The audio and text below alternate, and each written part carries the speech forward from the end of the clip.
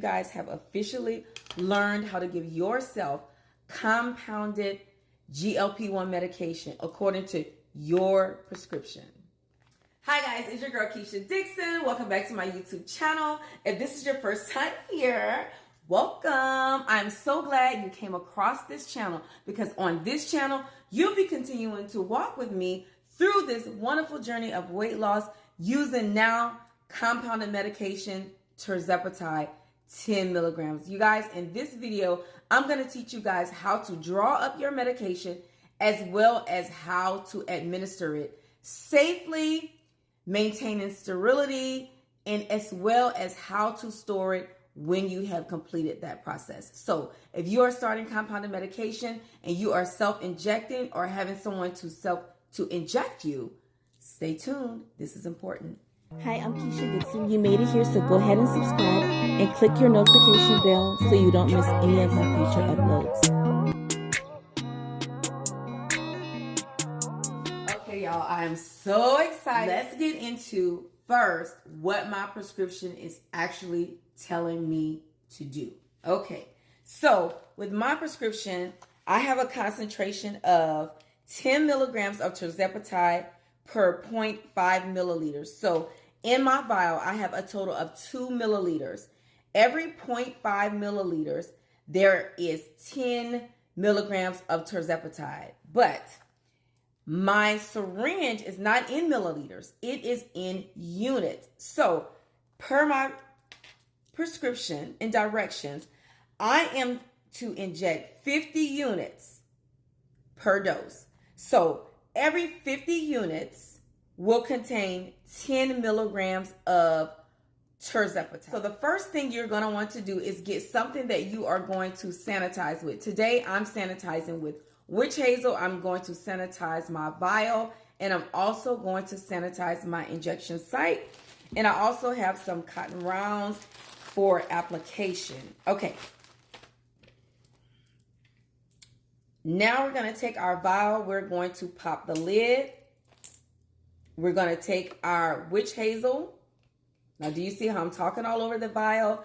This part of the vial is no longer sterile because I have popped the cap off of it. So bacteria out of the air is steadily placing its nasty claws onto it. So I'm going to take some witch hazel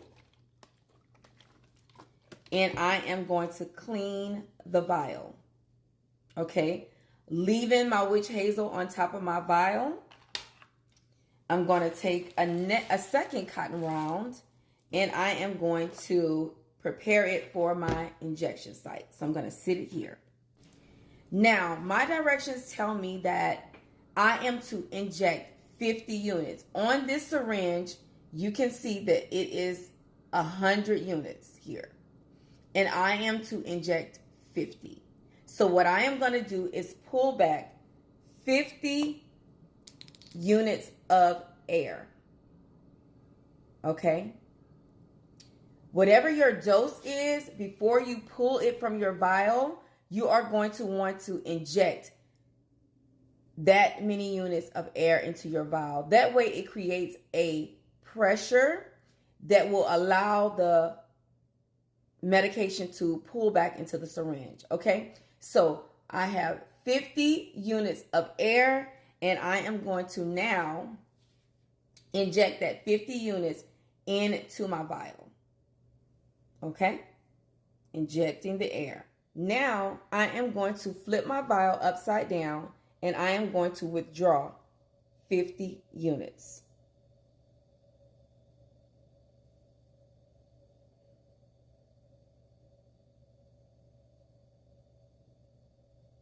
Okay, let me turn it where I can see. There we go.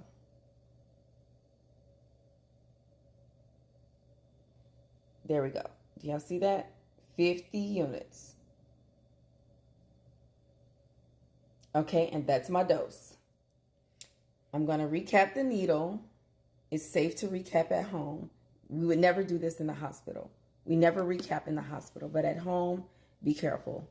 It's okay to recap because what you're going to do now is you're going to sit your syringe down and you are going to prepare your injection site. And I am going to inject in my belly. So I'm going to take my witch hazel pad, and I am going to clean my injection site.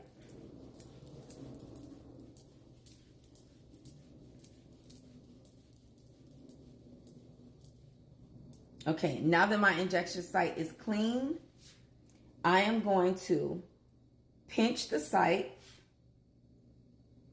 putting pressure at the site. I'm going to uncap my needle. I'm going to squeeze, and I am going to inject.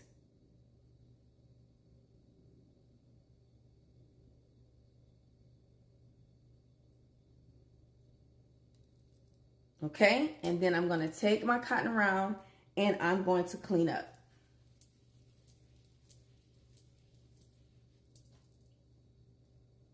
And that's that. And now we are going to take our needle. I'm going to recap. Mind you, we would never do this in the hospital. And I am going to place this needle in my sharps container. When it comes to my vial, I am going to clean it again with my witch hazel. I'm going to get me a Ziploc bag.